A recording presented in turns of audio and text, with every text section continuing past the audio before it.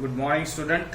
तो हम लोगों ने इफेक्ट ऑफ पॉल्यूशन में बहुत आगे बढ़ लिया है। हम लोगों ने कल एसिड रेन के बारे में पता लगाया।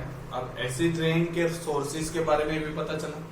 उसके बाद इम्पैक्ट ऑफ एसिड रेन का क्या इम्पैक्ट होता है हम सब पे, मतलब लिविंग ऑर्गेनिज्म पे या नॉन लिविंग पे। तो सबसे पहला है impact on buildings and monuments. जो ऐतिहासिक बिल्डिंग है या मॉन्यूमेंट्स है, जो गवर्नमेंटल या पुराने लोगों ने बनाए हुए जो कुछ कंस्ट्रक्शन वर्क है, वो कोरोसिव है। कोरोसिव मतलब उनको खराब कर देता है, कोरोशन करता है, मतलब तोड़ देता है थोड़ा बहुत। It has a corroding effect buildings, monuments and other metals and rock structure. तो नॉन लिविंग थिंग्स के ऊपर भी उनका खराब असर है, कोरोसिव असर कहते हैं उनको। कोरोशन कर देता है, मतलब वहां से उनकी जो डिजाइन है उसको वो तोड़ देता है। दैट सिंपल फॉर्म में हम लोग ये कह सकते हैं। इम्पैक्ट ऑन ह्यूमन हेल्थ, हमारी हेल्थ पे क्या इफेक्ट है। Acid rain is related to several human hazards, बहुत सारे नुकसान पहुंचेंगे। Several human hazards. There is irritation in eye and skin. अगर एसिड रेन अगर आंख में चला जाता है या स्किन को टच करता है तो इरिटेशन होगा, थोड़ा जलन होगा। रिड्यूस विजिबिलिटी, देखना कम हो जाएगा। Disorders in the respiratory system, respiration में प्रॉब्लम, सांस लेने में प्रॉब्लम रहेगी, क्योंकि वो गैसियस फॉर्म में जाएगा तो उसकी वजह से बहुत सारे प्रॉब्लम हो सकते हैं। Respiratory disorders include pulmonary emphysema and bronchitis. Respiratory जो प्रॉब्लम्स होने वाले हैं, सांस लेने में जो प्रॉब्लम्स होने वाले हैं, उनमें ये आपको एम्फाइसेमा करेगा। एम्फाइसेमा मतलब सांस लेने में तकलीफ। આપણે એમ કે ગુગળામણ થાય છે। ફોર એક્ઝામ્પલ તમને એક રૂમમાં પેક કરી દીધો 15-20 જણાને, રૂમ બંધ કરી દો, પછી કેવો શ્વાસ લેવામાં તકલીફ, that would be known as pulmonary emphysema. इसको हम लोग पल्मोनरी एम्फाइसेमा बोलेंगे। एंड ब्रोंकाइटिस, इससे ब्रोंकाइटिस भी हो सकती है, मतलब सूजन। ब्रोंकाइटिस मतलब सूजन होता है। थर्ड है इम्पैक्ट ऑन वाइल्ड लाइफ। तो पहला इम्पैक्ट हम लोगों ने मॉन्यूमेंट्स एंड बिल्डिंग पे देखा। बिल्डिंग पे और मॉन्यूमेंट्स पे इनका कोरोसिव इफेक्ट है। ह्यूमन हेल्थ, हमारी हेल्थ पे प्रॉब्लम्स है, बहुत सारे डिजीज फैलाता है, skin disease, eye disease, respiratory disorders. Third है impact on wild life. Wild life पे क्या प्रॉब्लम है, ठीक है। तो several direct and indirect effect of acid rain on wild life can be recognized. Directly effect भी हो सकते हैं, इनडायरेक्टली इफेक्ट भी आ सकते हैं। Acidic building up in lake disrupt the reproductive process of some aquatic animals. अगर वो एसिडिक पानी समंदर में नहीं, तालाबों में अगर भर जाए या समंदर में भी एसिडिक एटमोस्फियर हो जाए तो रिप्रोडक्टिव जो प्रोसेस है एक्वेटिक एनिमल्स की, वो थोड़ी डिस्टर्ब हो जाएगी, क्योंकि अंडा है, स्पर्म है, कुछ भी है, बहुत डेलिकेट होते हैं, नाजुक होते हैं। तो एसिडिक एनवायरनमेंट वो सहन नहीं कर पाते, इसलिए उसमें प्रॉब्लम्स आ जाएगा। इम्पैक्ट ऑन ट्री, देखो हम पे गिरेगा तो स्किन डिसऑर्डर, ट्री पे गिरेगा तो ट्री के कुछ डिसऑर्डर, क्योंकि ट्री तो कहीं घर के अंदर छुपेंगे नहीं, उनको तो धूप में ही खड़ा रहना है।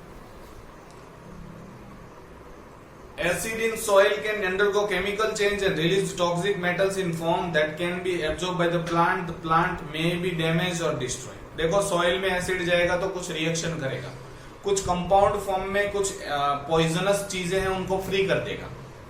अब वो फ्री पॉइजनस एलिमेंट रूट के थ्रू एब्जॉर्ब करेगा प्लांट, और प्लांट के अंदर आएगा। प्लांट से एनिमल में भी जा सकता है, और प्लांट की बॉडी को तो नुकसान पहुंचाएगा, हमको भी नुकसान पहुंचाएगा। दूसरा, पेड़ पौधों पे एसिड आप डालो तो क्या होगा, आपकी स्किन पे डालो तो जल जाता है, तो पेड़ पौधे तो उसकी स्किन प्रॉब्लम, मतलब पूरा पेड़ पौधा है वो जल सकता है, मर सकता है। इम्पैक्ट ऑन माइक्रो ऑर्गेनिज्म, हम लोग तो सहन कर पाते हैं, माइक्रो ऑर्गेनिज्म कैसे सहन कर पाएंगे। माइक्रो ऑर्गेनिज्म पे ड्रेडफुल इफेक्ट आता है। ड्रेडफुल मतलब डेथ पॉजिंग, सीधा माइक्रो ऑर्गेनिज्म मर जाएंगे। कुछ जो यूजफुल माइक्रो ऑर्गेनिज्म जमीन के अंदर है, तो एसिड रेन की वजह से वो पानी एसिडिक हो जाने की वजह से वो मर जाएंगे, जो अच्छे बैक्टीरिया है वो। इसकी जगह पे डिजीज फैलाने वाले फंगाई या कुछ भी जो बैक्टीरिया हैं जो बीमारी फैलाएंगे वो आ जाएंगे, तो बेनिफिशियल ऑर्गेनिज्म चले जाएंगे, खराब जो बुरे हैं वो आ जाएंगे। Some characteristics of acid rain prone area, these are mountainous or upland areas having abundance of rain and snow। ये पहाड़ी एरिया होते हैं जहां पे एसिड रेन होता है और वहां पे सबसे ज्यादा हेवी रेन होता है, उस जगह पे सबसे ज्यादा एसिड रेन देखने को मिलता है। फॉर एग्जांपल पूरे साल अमरेली ने जो धुआं और पॉइजनस चीजें छोड़ी है वो कहां पे जाएगी, असम बाजू जाएगी, क्योंकि बारिश वहां पे ही जाती है, तो ड्रॉपलेट बादल सब वहां पे ज्यादा रहते हैं, तो यहाँ से सारा पॉल्यूशन उधर जाता है। दूसरा, area having abundance of water resources, जहां पे पानी ज्यादा है, समंदर है या तालाब है वहां पे। एंड इंडस्ट्रियलाइज्ड बेल्ट, जहां पे इंडस्ट्री ज्यादा है, तो वहां पे एसिड प्रोन एरिया है, ज्यादा एसिड रेन होने की संभावना है। Control of acid rain, acid rain को कैसे कंट्रोल कर सकते हैं? The first and foremost measure to control acid rain is control over pollution, mainly air pollution. तो एसिड रेन को रोकना है तो पॉल्यूशन रोकना पड़ेगा, specifically air pollution. Several emission reducing equipment like scrubber, electrostatic precipitator can be use for reducing air pollution और air pollutant. तो air pollution रोकने के लिए कुछ इंस्ट्रूमेंट हैं, उसको हम लोग स्क्रबर बोलते हैं। तो जो धुआं वाला मतलब जो इंडस्ट्रीज में से धुआं निकल रहा है सल्फर वाला है, तो उसको पानी के स्प्रे के अंदर से एयर को पास करना पड़ेगा, तब जाके वो जो भी पॉइजनस चीज है, जो ऊपर जाने वाली गैसेस थी, वो यहाँ पे ही पानी में एब्जॉर्ब हो जाएगी। Practising of adding a neutralized agent to the acidifier water to increase the pH is one of the important control measure। हमको पता चल गया कि एसिड रेन की वजह से इस पानी का pH बढ़ गया है, तो हम लोग क्या डालते हैं, pH को ज्यादा एसिड है तो हम लोग उसमें बेस डालेंगे तो वो न्यूट्रलाइज हो जाता है। Controlling acid rain requires local government and international participation. एक लोग से एक इंसान से ये नहीं हो सकता, इसमें लोकल सोसाइटी वाले इंसान जितने भी हैं, स्टेट वाइज, कंट्री वाइज और वर्ल्ड वाइड आपको अवेयर होना पड़ेगा, तब जाके आप कंट्रोल कर पाओगे एसिड रेन को, राइट। लॉज ऐसे बनाने चाहिए गवर्नमेंट ने जो इनको रेगुलेट करें, emission of poisonous gases, acid rain फैलाने वाले गैसेस को कम इमिट करें। पब्लिक अवेयरनेस भी, सबको अवेयरनेस, तो अवेयरनेस प्रोग्राम तो करना ही पड़ेगा, सबको पता तो चले कि एसिड रेन की वजह से हो सकता है, ठीक है। First step toward finding some solution to acid rain, ये सबसे पहला स्टेप है एसिड रेन का सॉल्यूशन, ठीक है, कि सबको अवेयर करो। Next is climatic change in global warming. अब global warming and climate change हो रहा है, अभी आपको पता है, अभी तो ठीक है, लेकिन कभी कभार क्या होता है कि बहुत बारिश होती है, समर में बारिश हो जाती है, या विंटर में गर्मी पड़ती है, समर में ठंडी लगती है, ऐसा क्लाइमेट चेंज हो रहा है। और global warming, mean average temperature जो अर्थ के एटमॉस्फेयर का है वो धीरे धीरे बढ़ रहा है, उसको हम लोग ग्लोबल वार्मिंग बोलते हैं। If green house gases increase and all other factors remains the same, the earth will warm up. हम लोग पढ़ चुके green house gases, carbon dioxide, methane, CFC, nitrous oxide, बहुत सारे, वाटर, मीथेन। तो अगर उनका कॉन्सेंट्रेशन बढ़े, बाकी सारी चीज ऐसी की ऐसी रहे, तो क्या होगा, हमारे अर्थ का एवरेज एटमॉस्फेयर टेम्परेचर बढ़ेगा। Climate is the most important environmental variable of planet Earth. Earth का सबसे ज्यादा चेंज होने वाली चीज है वो है क्लाइमेट, वातावरण, मौसम बदलते ही रहता है। Climate change due to the burning of fossil fuel is one of the biggest problem. Climate क्यों चेंज हो रहा है, क्योंकि फॉसिल फ्यूल का बर्निंग हम लोग कर रहे हैं, पेट्रोल, डीजल, कोल, जो भी है। Burning fossil fuel such as oil, coal, gas result in the production of carbon dioxide and other gases which cause global warming। तो ये कार्बन डाइऑक्साइड बढ़ेगा या दूसरे गैसेस बढ़ेंगे, CFC, मीथेन, कुछ भी गैस जो ग्रीन हाउस गैसेस है, जिनसे एटमॉस्फेयर गर्म रहता है, उनका कॉन्सेंट्रेशन बढ़ेगा तो और गर्म होगा, जिनको ग्लोबल वार्मिंग कहा जाता है। इसकी वजह से ग्लोबल वार्मिंग कंडीशन आ जाती है। सबसे बुरी चीज जो हम लोग एक्सपीरियंस कर रहे हैं इनकी वजह से ये है, इन एंटार्क्टिका दो फोटोग्राफ दिए है, देखो पहले और अभी, देन एंड नाउ। एंटार्क्टिका में food sources for many marine animals has decline seemingly killed by warmer waters. Antarctica में जो मराइन एनिमल है उनका फूड कम हो रहा है, क्यों? क्योंकि जिसपे वो डिपेंड रहते थे वो मर रहे हैं, क्यों? क्योंकि गर्म हो, जब वहां का एटमोस्फियर थोड़ा सा चेंज हो रहा है, मतलब गर्म हो रहा है। यहाँ पे एक पिक्चर दिया है, देखो, बर्फ वाला और बिना बर्फ वाला। तो much of the tropic have become hotter and drier specially in the already arid region. जो एरिड रीजन है, पहले से सूखा एरिया है, वहां के ट्रॉपिक और गर्म हो रहे हैं और ड्राई हो रहे हैं, मतलब वहां पे वाटर वेपर कम आ रही है। Another effect that is experience to occur is to rise in the sea level. जो समंदर का लेवल है, पानी का लेवल है, वो बढ़ रहा है, क्यों? Melting of the polar ice cap. जो बेल्ट है, आइस है, वो मेल्ट हो रहा है। पहले जो हमेशा आइस रहता था वहां पे अब समर में आइस नहीं रहता, सारा पिघल जाता है। So the primary effect of rising sea level will be increase coastal flooding, storm surges and wave activity. ये क्यों हो रहा है? क्योंकि बहुत बाढ़ आ रही है, क्योंकि जहां पे आइस था वो पिघल रहा है।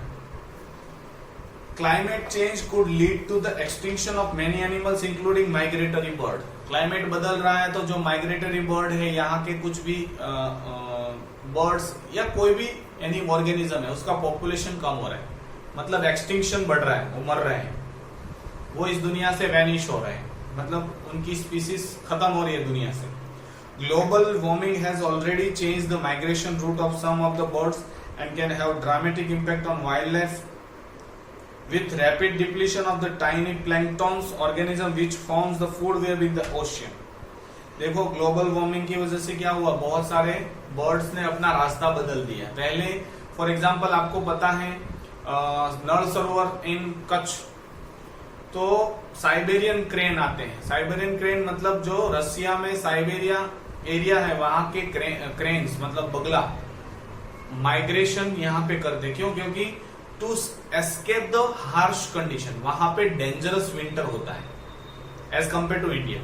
वहां पे हमेशा -30-40 डिग्री टेम्परेचर, तो वो थोड़े इतने वक्त को काटने के लिए टेम्पररी माइग्रेशन यहाँ पे करते। तो वो जिस रूट से आते थे वो रूट चेंज कर दिया, क्योंकि बीच में बहुत ज्यादा गर्मी या टेम्परेचर चेंज हो गया।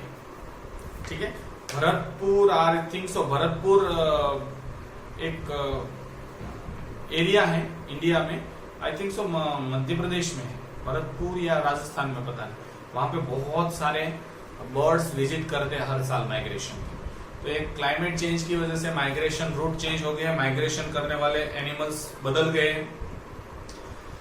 इससे क्या हुआ है, वाइल्ड लाइफ पे बहुत जबरदस्त इम्पैक्ट आया है। मतलब वाइल्ड लाइफ बिल्कुल क्लाइमेट चेंज की वजह से वाइल्ड लाइफ डिस्टर्ब हो गई। दूसरा, जो प्लैंकटन दिया है, फाइटोप्लैंक्टन नाम बोलते हैं। तो समंदर में हम सिंपल मल्टीसेल्यूलर प्लांट है जो फ्लोट करते हैं समंदर के पानी में। सबसे ज्यादा देखो, अभी स्पीसीज की बात आए तो आपने अब तक डिस्कवरी की ऐसी कितनी स्पीसीज है, 1.8 मिलियन। टोटल लिविंग ऑर्गेनिज्म के नंबर नहीं बोल रहा हूं, types. For example human, cow, buffalo, dogs, ऐसे टाइप कितनी वैरायटीज हैं इस दुनिया में, 1.8 मिलियन। आपने और मैंने गिन चुन के 100 तक नहीं देखी होगी, तो बाकी सब कहाँ पे है, समंदर में। तो 99% of the living things are found in ocean. तो वहां पे जो है उनको प्रोड्यूसर्स की बहुत जरूरत रहेगी। तो ये प्रोड्यूसर कौन है, प्लांट। ऐसे छोटे छोटे प्लांट जो समंदर के पानी में तैरते हैं, फोटोसिंथेसिस करते हैं, खाना बनाते हैं, उसको और कोई खाते हैं। तो ये जो फाइटोप्लैंक्टन है उसका नंबर कम हो रहा है, मतलब प्रोड्यूसर कम हो जाएंगे तो उसको खाने वाले भी कम हो जाएंगे, क्योंकि भूखे मर जाएंगे, क्योंकि ये जो खाना बनाने वाले वो कम हो गए।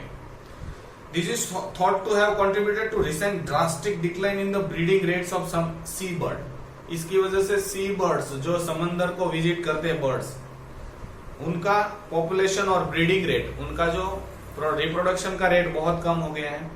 As the fish on which they depend were suddenly deprived of food. क्योंकि जिस फिश पे वो खाना खाते थे, जिस फिश को खाते थे उसका पॉपुलेशन कम हो गया। क्यों?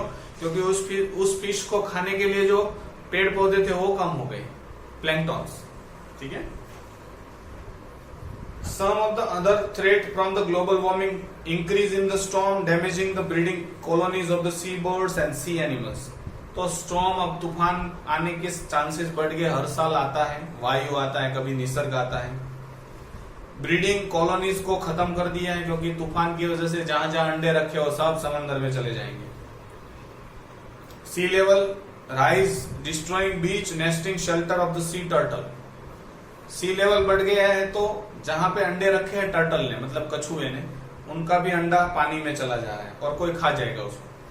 Warmer sea could lead to some turtle species become entirely female as water temperature strongly affect the sex ratio of the hatchling, this create imbalance in the ecosystem। देखो, सेक्स डिपेंड होता है gene पे, लेकिन कुछ कुछ species में, for example turtle में, temperature will decide the male और फीमेल। अगर गर्म टेम्परेचर है और उस वक्त अंडा, फॉर एग्जांपल समर में अंडा हैच हो, समर खत्म हो जाए, तो क्योंकि जब तक हैचिंग का टाइम था तब गर्मी थी तो वो फीमेल निकलेगा, और हैचिंग का टाइम में अगर ठंडी है तो मेल निकलेगा। सेम थिंग उसका ऑपोजिट है क्रोकोडाइल में। क्रोकोडाइल में भी ऐसा ही है, टेम्परेचर में ज्यादा टेम्परेचर है तो मेल निकलेगा। जैसे इसमें टर्टल में फीमेल निकलती है, वैसे उसमें मेल निकलेगा। ठंडे टेम्परेचर में फीमेल निकलेगी इन केस ऑफ क्रोकोडाइल। दूसरा, तो इससे क्या होगा, फीमेल का पॉपुलेशन बढ़ जाएगा टेम्परेचर बढ़ा है तो, और क्रोकोडाइल में मेल का टेम्परेचर मतलब पॉपुलेशन बढ़ जाएगा, तो इम्बैलेंस हो गया ecosystem. Growing water scarcity in many regions could further destroy the wetlands areas on which migratory waterfowl depend. Water scarcity, पानी की कमी की वजह से जो माइग्रेटिंग वाटरफाउल डिपेंड होते थे वो वेटलैंड पे, वहां पे कम हो गया तो डिस्ट्रॉय हो गए। The most obvious health effect is directly from the heat itself. Health पे जो इफेक्ट आता है वो गर्मी की वजह से आता है। With an increase in heat waves there will be more people who will suffer from heat stroke, heart attack and heat related ailment. Heat stroke मतलब गर्मी लग जाना, इंसान मर जाते हैं गर्मी की वजह से, बहुत सारे इंसान मरते हैं। हार्ट अटैक की वजह से भी इंसान मर जाते हैं, due to the most probably ज्यादा हीट की वजह से होता है। Global warming has led to negative glacier mean balance, causing glacier retreat around the world. तो यहाँ पे क्या हो रहा है, ग्लेशियर पे ज्यादा नेगेटिव इफेक्ट है, ज्यादा पिघल रहे हैं ग्लेशियर, ज्यादा पानी, बाढ़, और फिर समर में कम पानी क्योंकि बर्फ बचेगा ही नहीं, ज्यादा सारा मेल्ट हो गया है। Global warming can slow down the circulation which can trigger change in the ocean current. Global warming की वजह से जो सर्कुलेशन होता है वाटर का, वाटर वेपर का या एयर का, वो थोड़ा कम हो जाता है, तो उसकी वजह से ओशियन करंट में भी चेंज आ जाएगा। आपको पता है, आप पढ़ रहे हैं ज्योग्राफी में, हवा की वजह से भी ओशियन में करंट प्रोड्यूस होते हैं। रोटेशन, रिवॉल्यूशन, ये सारा भी है, हीट ये भी है फैक्टर, लेकिन एक पानी हवा की वजह से भी थोड़ा बहुत मूवमेंट करता है, उसमें थोड़ा बहुत चेंज आ जाएगा। Next is ozone layer depletion. देखो, अर्थ है, अर्थ के ऊपर एयर का 1000 किलोमीटर जितना डिस्टेंस है, जो जिसपे एयर, जिसको हम लोग एटमॉस्फेयर बोलते हैं, ठीक है। तो पहला जो लेयर है वो है ट्रोपोस्फियर, उसके ऊपर स्ट्रेटोस्फियर, यहाँ पे ओजोन प्रेजेंट है, ठीक है। ओजोन लेयर क्या करेगा, सनलाइट में से यूवी रेज की एंट्री कम करेगा, बहुत कम करेगा। यूवी रेज थोड़े खतरनाक होते हैं, जिनका इम्पैक्ट होता है लिविंग ऑर्गेनिज्म पे, वो कैंसर कॉज करता है, बहुत सारे दूसरे भी उनके नुकसान है। Ozone is molecule consisting of 3 atom of oxygen. तो ओजोन किसको कहते हैं हम लोग, O3, 3 ऑक्सीजन के मॉलिक्यूल होते हैं, ठीक है। अब ओजोन मॉलिक्यूल, ऑक्सीजन मॉलिक्यूल में O2 होता है।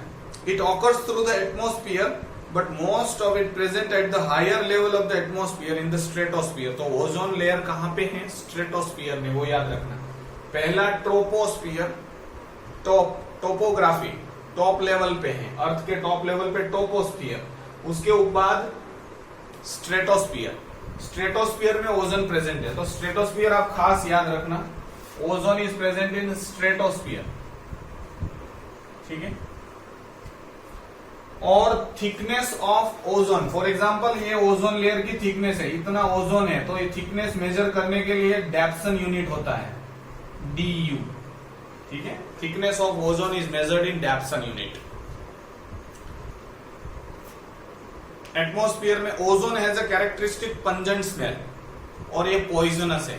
तो मैंने गुड ओजोन और बैड ओजोन इसके अगले लेक्चर में बताया था कि जो स्ट्रेटोस्फियर में है वो गुड ओजोन, जो ट्रोपोस्फियर मतलब अर्थ के नजदीक है वो बैड ओजोन, क्योंकि पॉइजनस है। Higher up in the atmosphere it perform important function, it cuts off UV light coming from the sun से आने वाली यूवी रेज को कट कर देता है। This protect the earth from this harmful rays. Ultraviolet rays are known to cause skin cancer, eye damage and damage to immune system. UV rays also kill the minute aquatic plant life and phytoplankton. तो ये हमको क्या problem करेगा? Cancer करेगा, आंख के कुछ problem करेगा, या फिर इम्यून सिस्टम को भी इफेक्ट करता है, हमारी इम्यूनिटी को कम कर देगा। यूवी रेज छोटे छोटे ऑर्गेनिज्म को तो मार ही देता है, ठीक है। इसीलिए आपने पता है कि एक हफ्ते तक सनराइज नहीं होता है मॉनसून में, तो ज्यादा बीमारियां होती है। क्यों? क्योंकि माइक्रो ऑर्गेनिज्म बढ़ जाते हैं एटमॉस्फेयर, जैसे ही सनराइज आ जाता है सारा खत्म। तो एक्वेटिक लाइफ में फाइटोप्लैंक्टन मतलब छोटे छोटे पेड़ पौधे, floating plants, microscopic floating plant जो यूवी रेज से मर जा सकते हैं अगर ये स्ट्रेटोस्फियर कम हो गया तो। ये कैसे बनता है? तो ऑक्सीजन मॉलिक्यूल पे यूवी रेज जब आता है, थोड़ा तो आता है, बिल्कुल ब्लॉक नहीं है। यूवी रेज की वजह से वो क्या होता है, ऑक्सीजन दो भाग में डिवाइड हो जाएगा।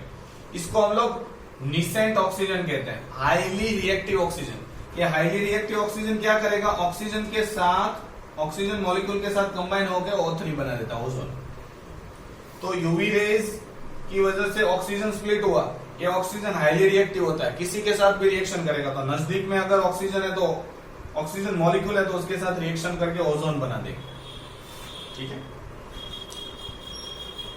कॉजेज ऑफ ओजोन डिप्लीशन, इसके ओजोन डिप्लीशन करने के कुछ कारण हैं। सबसे पहला है CFC, पहला कारण है ओजोन डिप्लीशन का CFC, क्लोरोफ्लोरोकार्बन। दूसरा है नाइट्रोजन मोनोक्साइड, जिनको हम लोग नाइट्रिक ऑक्साइड कहते हैं, जो NO नाइट्रिक ऑक्साइड या नाइट्रोजन ऑक्साइड, ठीक है, मोनोक्साइड भी बोल सकते हो। तो ये दो चीज है जो ओजोन को खत्म करने की रिस्पॉन्सिबिलिटी लेते हैं।